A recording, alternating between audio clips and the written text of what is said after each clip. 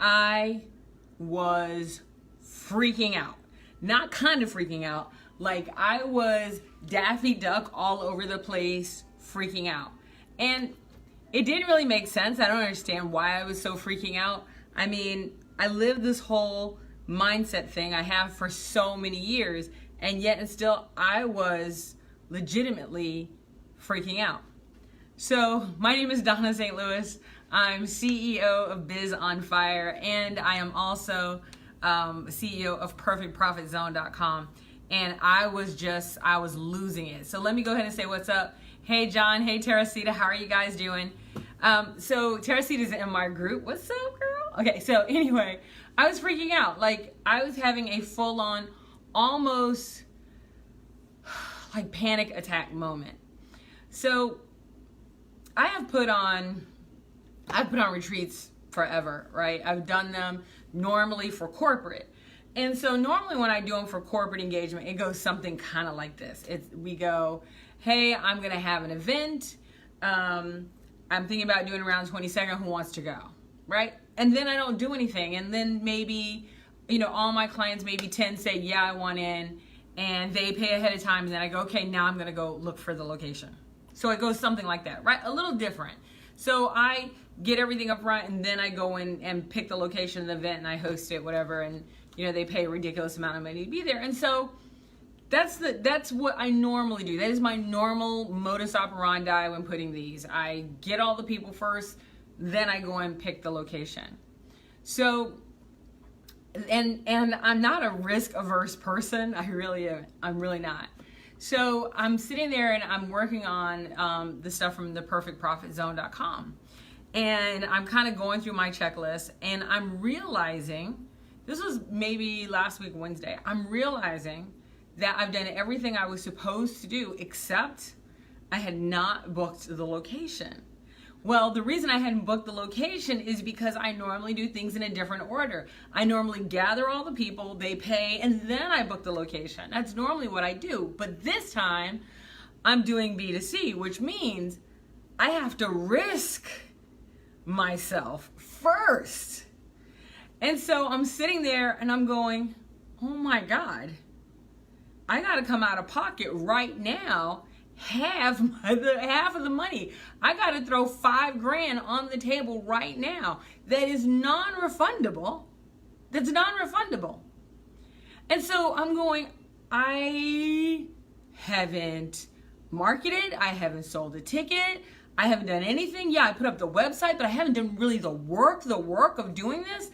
And I just started panicking because I realized it's only like 5 weeks away, maybe 6 if we're lucky, but it's really like I only got 4 weeks. And I'm going, I've talked about it, I've put up the website, but I had not reserved the location.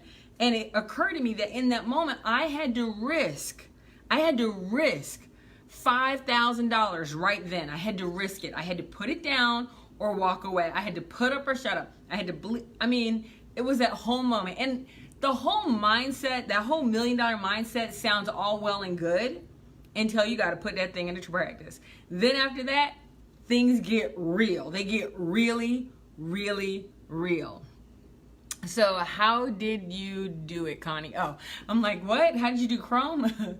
So y'all got to realize I don't have my glasses, so I can't see that.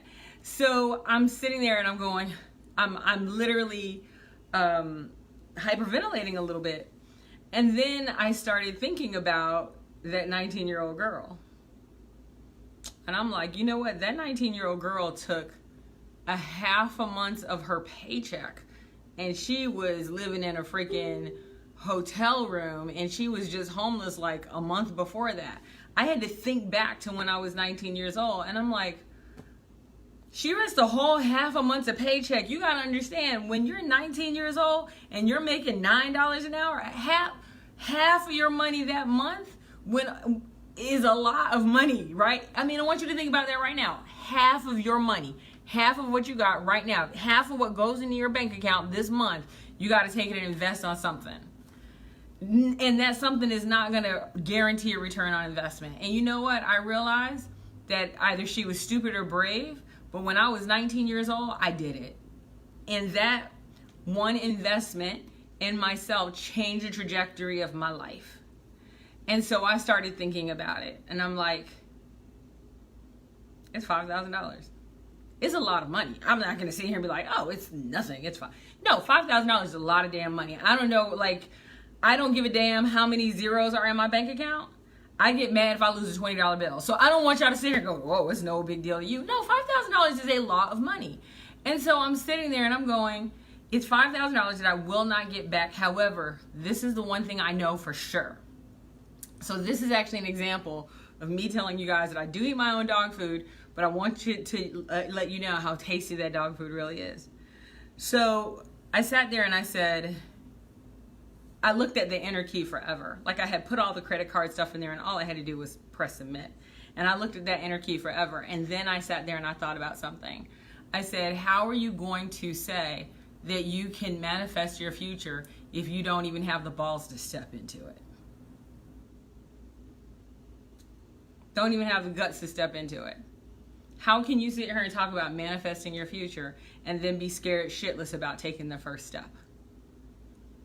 So I put the deposit down. I was like, boom. And I'm saying deposit. I'm not getting it back. That's spent money, right?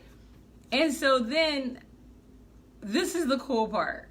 So I put that money in. That's like last week, like I said, like Tuesday or Wednesday, when I was having my moment.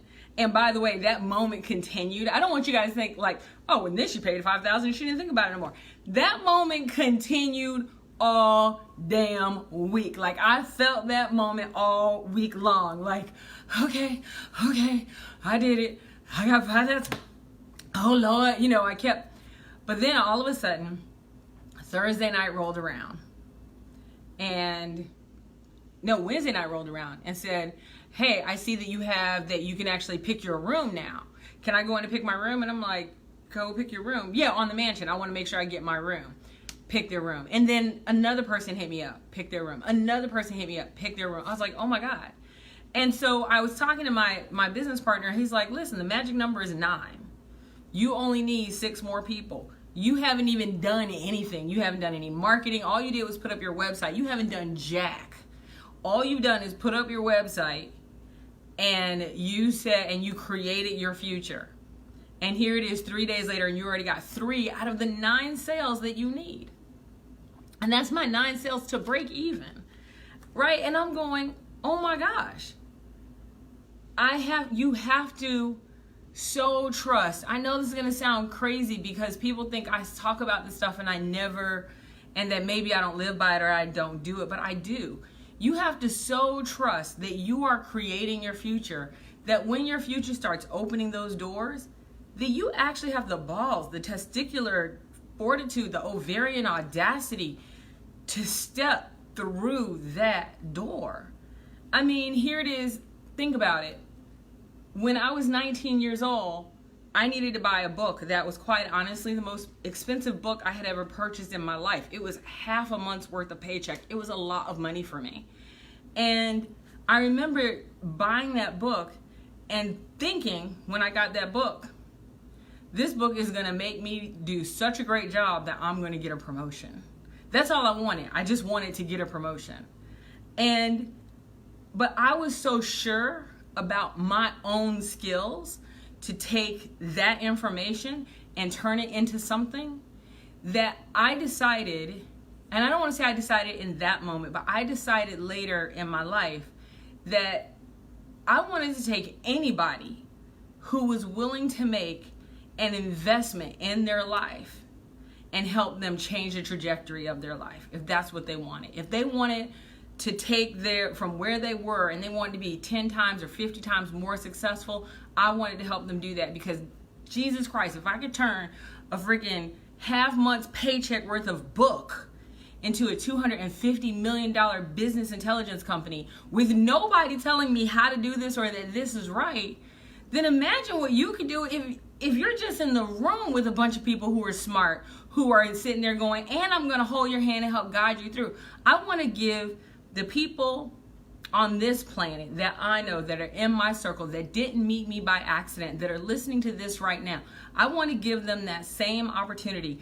I want the Perfect Profit Zone to be that book. You know what I mean? I want it to be that thing that takes them to that next level.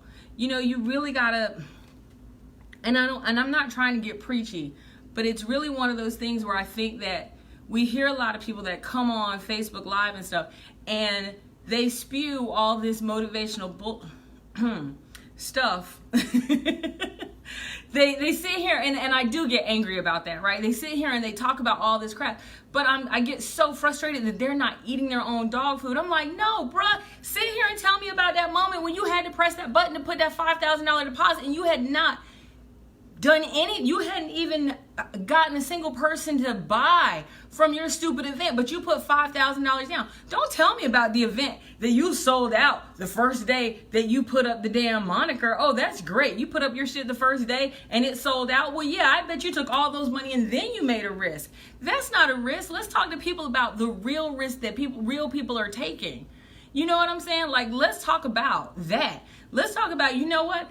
I am taking, you know, not me, but I'm saying, you know, someone's taking their last $5,000. I have somebody, I'm not kidding you, that is coming to my retreat that they said to me, Dawnna, if you give me a discount coupon, I will, and I'm not kidding you, they're like, I will wash dishes, I will scrub the floors, I will be your helper, I will do anything. I just need to be in the room with you, learning from you, because I know if I learn from you one time, you're going to change my life. I saw you do it with Jeff Ram. I've seen you do it with John Perigine. I've seen you do it with so many people. Because I've seen it happen. I just need to, but it's not about believing in me. It's about believing in him, that he's going to make that sacrifice. So I get really pissed off when I hear these people get on here about, yes, I put up this thing and da-da-da. I'm like, bitch, you didn't take a risk? Let's talk about a risk. Let's talk about that risk that makes your heart beat out of your chest, that makes you sweat a little bit, that makes you wonder if you're going to be able to pay your mortgage or your rent next month because you just spent money on yourself. You just literally risked your own reputation. Let's talk about that. Let's talk about that level of real. And I think people miss talking about, you know, we get on Facebook and everybody's happy and married and in love and blah, blah, blah. And don't get me wrong, I'm not saying you need to be depressed on Facebook, but I'm saying you need to be real You need to be real here. This is an opportunity to be real. And the real is that when I had to put down a $5,000 deposit on this mansion, and I've done retreats before, but this time it wasn't pre-sold. I had to put $5,000 down on a freaking mansion, and then I sat on the couch and I started to wet my pants a little bit. I was like, oh my God. In fact, I called Jessica and I said, Jessica, girl, we need 9 people to be at this thing. Oh my God. And by the way, we sleeping in the twin beds. Like, I mean, I had that moment. I picked up the phone, I called her, and we talked about that. And she said, Dawnna, breathe, it's okay. I said, no. I said, I know I've created this future. I know I'm stepping into it. But just because I created this future and I'm stepping into it, it does not mean that the journey doesn't make me a little nervous. It doesn't mean that I don't get scared along the way. It doesn't mean that I don't have these moments of freak out. It doesn't mean that I don't believe that I'm doing everything that I need to do to be prepared for when that future comes. I am doing those things. I am. I have set my life's journey to give to others in a way that most people wouldn't expect you to say that you're going to give to others. I jokingly say that I give people financial freedom from corporate colonization. And while I say that as a joke, here is the truth. Not everybody's meant to be an employee. You know, the last job that I ever took, the last one that I ever took, and this was after I retired from my company, this is after I had a whole bunch of money, and this was after I had just like, I was bored, I was at home, and I said, I gotta find something to do. I went and took this project as an executive vice president, and the day, I was literally, and I had negotiated a sweet contract. So I knew that I was going to get paid well, and I was getting paid well. And the same day that they had given me about $75,000 worth of leadership bonuses for just, you know, they had all these competitions and I was killing it. And I got all these leadership bonuses. My team got bonuses. On that exact day, they fired me. I was fired. And the reason I was fired was this. They made an offer for me to be the chief technology officer. not information technology officer, chief technology officer.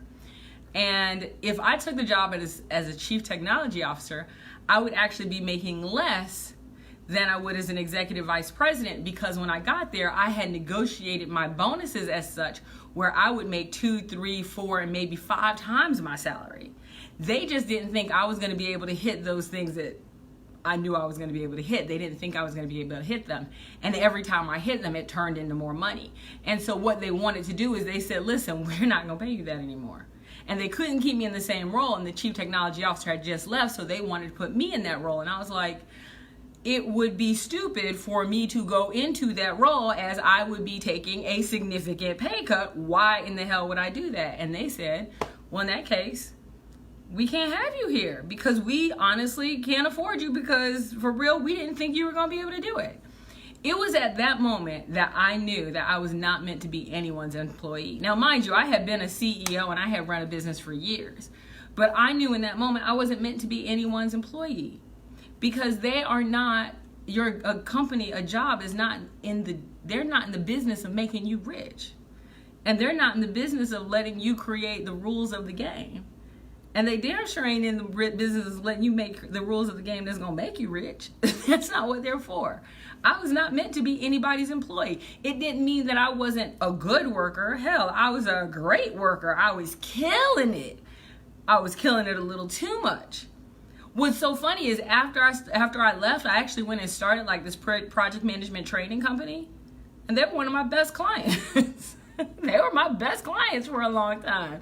Like, we had a company called Dragon's Eye, and that company that fired me was my best client. They paid me more, my training company more, than they paid me as a damn employee.